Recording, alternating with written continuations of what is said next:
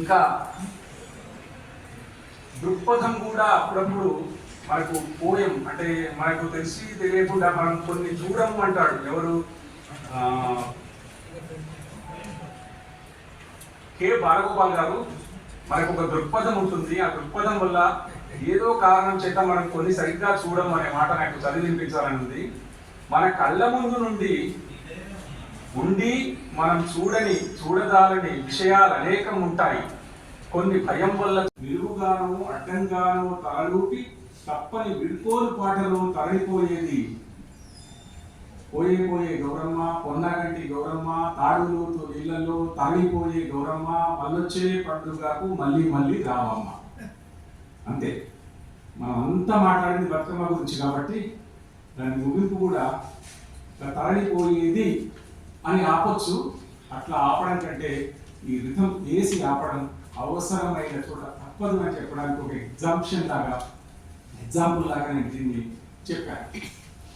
ఇట్లా మనము అనేక ఎగ్జాంపుల్స్, శీర్షికలు అనేక, అంటే ఎత్తుగడ, తర్వాత నిర్వహణ, తర్వాత ముగింపుతో పాటు మీరు పెట్టేటటువంటి ఎట్లా చెప్పాడు చూద్దాం.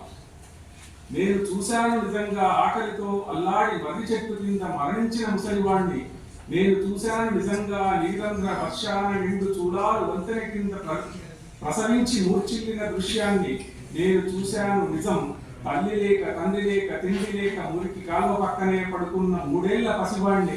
నేను చూశాను నిజంగా పిల్లలకు గంజి కాసి పోసి తాను నిరాహారుడై ఆఫీసుకు వచ్చిన ప్యూను విరుగయ్యను అని ఇలాక్ చెప్పాడు.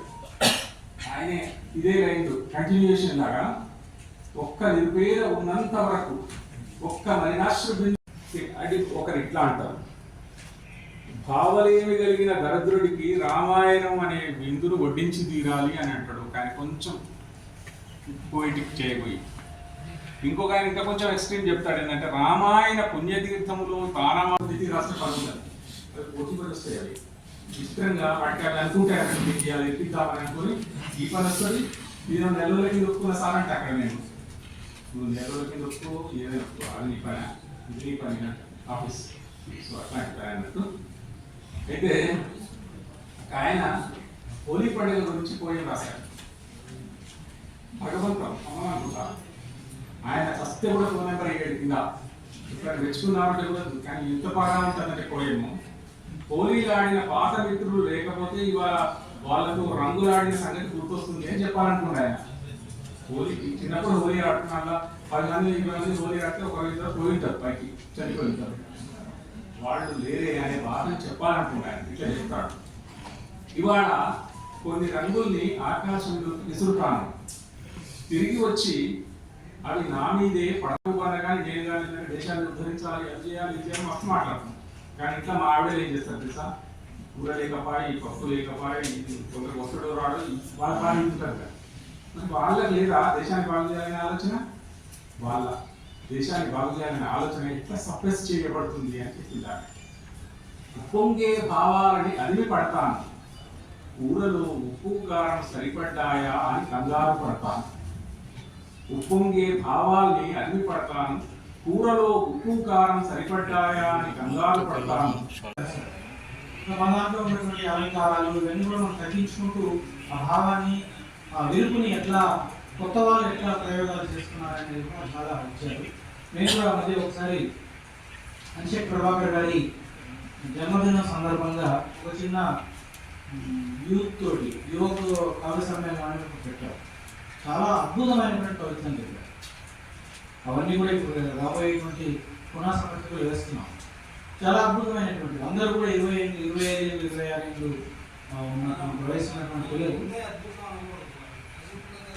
ఓకే వీళ్ళందరినీ కూడా మనం చేస్తున్నామంటే తెలియక పట్టాలి, తొందర పడదు అనేటువంటిది. అది ఒక కవిత రాశాను, దాన్ని ఇమీడియట్గా పబ్లిష్ చేయాలి. మరియు అదృష్టవశాత్తు దురదృష్టవశాత్తు సోషల్ మీడియా వచ్చింది. అక్కడ పుస్తకాన్ని మాత్రమే చదివాలి. ఇప్పుడు అక్కడ వచ్చింది అంటే మనం దాన్ని అంటే ఎంత తొందరగా వస్తుందో అంత తొందరగా మా మైండ్ నుంచి వెళ్ళిపోతుంది, ఫ్లాష్ లాగా వస్తుంది, వెళ్ళిపోతుంది.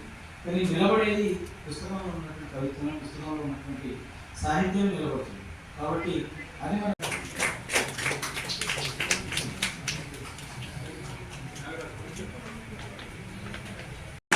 ఆధ్వర్యంలో నిర్వహిస్తున్న